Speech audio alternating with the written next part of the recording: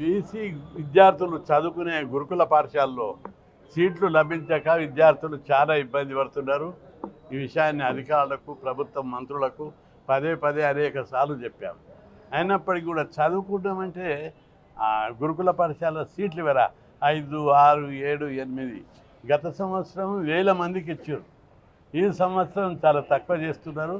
కాబట్టి ప్రభుత్వం ఎప్పటికైనా స్పందించి గురుకుల పాఠశాలను సీట్లు పెంచి అదనపు శిక్షణలు ఇచ్చి చదువుకునే పిల్లలకు తల్లిదండ్రులు ఏమడుగుతున్నారు, వచ్చి మా పిల్లలు చదువుకుంటారు, వాళ్ళ భవిష్యత్తు మారాలని అడుగుతున్నారు.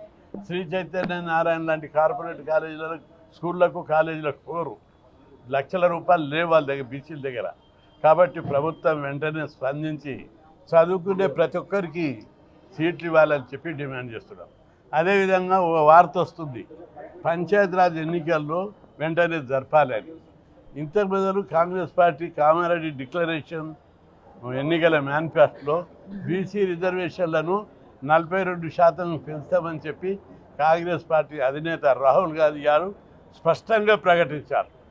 42 పెంచాలంటే జనాభా లెక్కలు చేయాలి, కులగణన చేయాలి.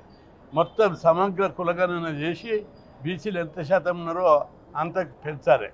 కులగణన చేయకుండా, రిజర్వేషన్లకు పెంచకుండా మేము లోకల్ బాడీ ఎన్నికలకు పోతామంటే ఎవరి జాగిరి కాదు, మర్చిపోవాలి అవన్నీ.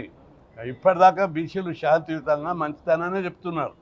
రేపు బీసీలు తిరగబడితే మేము ఆధిపత్య కులాలను మేము ఏం చేసినా నడుస్తుంది. ఆ రోజులు పోయినాయి. ఈరోజు ప్రతి గ్రామంలో యువత చదువుకున్నారు, వాళ్ళందరూ తమ హక్కుల కోసం పోరాడుతున్నారు.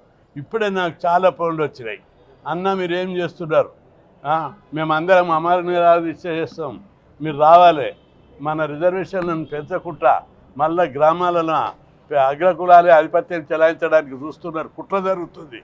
బీసీ రిజర్వేషన్లు ఏమి ముఖ్యమంత్రులు వాళ్ళే, మంత్రులు వాళ్ళే, కేంద్ర మంత్రులు వాళ్ళే. మేము సర్పంచులను కూడా కావద్దా బీసీలం, ఈ చిన్న కులాల వాళ్ళని బీసీలంతా రాష్ట్ర వ్యాప్తంగా కుతకుతలాడుతున్నారు. ఎన్ని ఉద్యమాలైనా చేస్తాం, రాష్ట్ర బంధులు జరుపుతాం, రస్తా రోకలు చేస్తాం, రాష్ట్రాన్ని స్తంభింపజేస్తాం. ఎట్టి పరిస్థితుల్లో రాహుల్ గాంధీ దగ్గర కూడా వేలాది మందిని తీసుకుపోయి మీరు ఇచ్చిన వాగ్దానం, మీ వాగ్దానం ప్రకారం పెంచండి అని చెప్తాం. రాహుల్ గాంధీని, గౌరవనీయులైన రాహుల్ గాంధీ గారు ఈరోజు బీసీ కాదు నెత్తి మీద ఎత్తుకొని తిరుగుతున్నాడు. బీసీలకు అన్యాయం జరిగింది, నేను మొత్తం నా జీవితంలో, రాజకీయ జీవితంలో బీసీల గురించే పోరాడతామని చెప్పాడు. ఆయన అంత పెద్ద ఎత్తున చెప్తుంటే ఇక్కడ నాయకులు, కాంగ్రెస్ నాయకులు రిజర్వేషన్లు పెంచకుండా ఎన్నో కుట్రలు చేస్తున్నారు. అది సరికాదు. వాళ్ళ వైఖరి మార్చుకోవాలి, మనసు మార్చుకోవాలి. మేము ముఖ్యమంత్రి పదవి అడగలేదు, ఆ రోజు వచ్చే రోజు వస్తుంది అది. కానీ ఇప్పుడు సర్పంచులు రిజర్వేషన్లు పెంచమని గట్టిగా అడుగుతున్నాం. పెంచకపోతే మాత్రం తీవ్రంగా ఉంటుంది రాష్ట్రంలో. ఈ పరిస్థితులు ఉన్నాయని హెచ్చరిస్తున్నాం.